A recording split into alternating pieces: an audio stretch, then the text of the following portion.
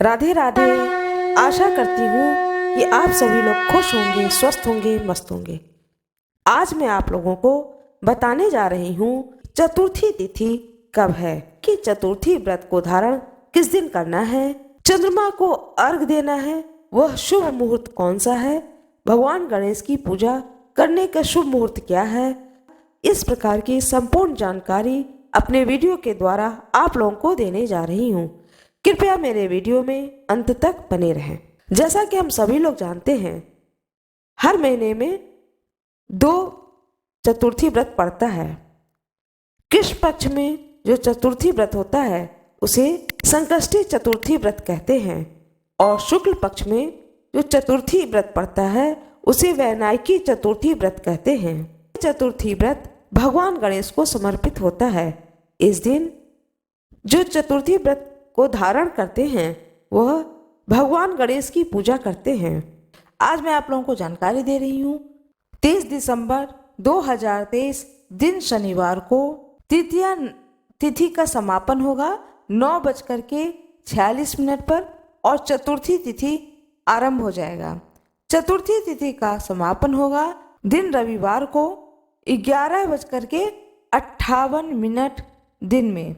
इसलिए क्योंकि चतुर्थी तिथि में चंद्रोदय में चंद्रमा को अर्घ दे करके व्रत को किया जाता है, इसलिए यह उत्तम दिन माना गया है व्रत के लिए।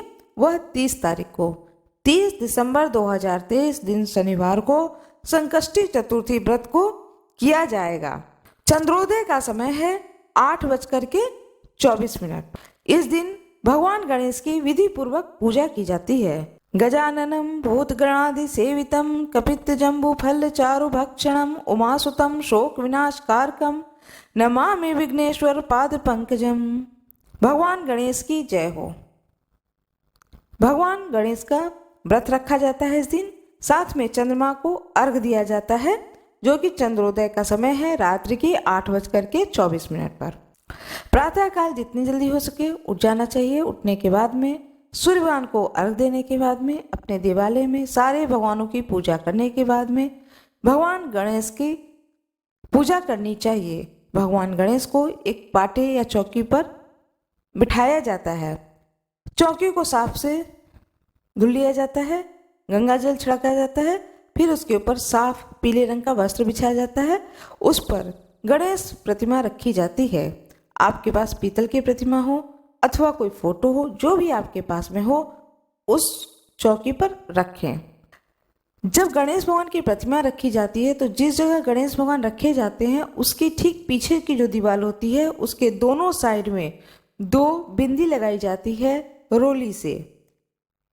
रोली को गंगा जल से थोड़ा सा गीला कर लिया जाता है, फिर अपनी तीसरे नंबर की उंगली से 2 बिंदी, एक बिंदी एक साइड में, दूसरी बिंदी दूसरी साइड में जरूर ही लगानी चाहिए। कहा जाता है कि इससे गणेश भगवान के साथ साथ रिद्धि सिद्धि का भी आगमन हो जाता है।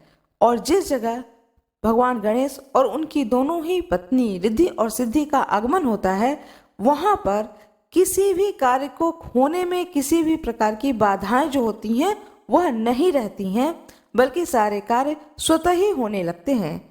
इसलिए गणेश चौथ की एक अपनी महिमा है। गणेश चौथ की पूजन का एक अपनी महिमा बताया जाता है।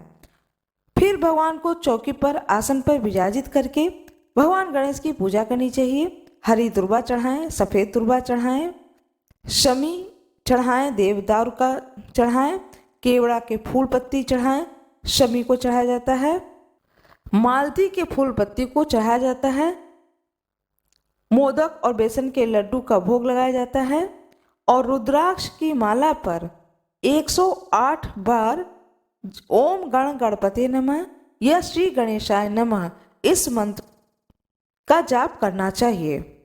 गणेश भगवान का दिन माना जाता है बुधवार, और तिथि मानी जाती है चतुर्थी। गणेश जी को तुलसी जी का तुलसी पत्र नहीं चढ़ाया जाता है। बड़े ही भक्तिभाव से भगवान गणेश की पूजा अर्चना करनी चाहिए। उसके बाद में कथा को सुननी चाहिए। उसके बाद में आरती करनी चाहिए। आरती करने के बाद में जो भी फलाहार है वह फलाहार का सेवन किया जाता है। उसके बाद में शाम के समय में फिर भगवान गणेश की इसी प्रकार से पूजा की जाती है उसी चौकी पर। उसके बाद में चंद्रमा को अर्घ दिया जाता है और चंद्रमा को अर्घ देने के बाद में एक समय का भोजन लिया जाता है। भगवान गणेश की पौष मास की चतुर्थी व्रत कथा मेरे गुरु कृपा चैनल पर आपको प्राप्त हो जाएगी। उस कथा को अवश्य ही सुने। पौष मास की संकष्टी गणेश चतुर्थी व्रत कथा, इसे आप अवश्य ही सुने। इस कथा को आप अवश्य ही सुने। ना पढ़ पाए तो इस कथा को सुने। आशा करती हूँ कि आप लोगों को यह जानकारी अच्छी लगी है। यदि आप लोगों को यह जानकारी अच्छी लगी हो तो कृपया वीडियो को लाइक जरूर करिएगा, चैनल को सब्सक्राइब करिएगा, बेल आइकन अवश्य ही दबा दीजिएगा। आप सभी लोगों का बहुत बहुत धन्यवाद।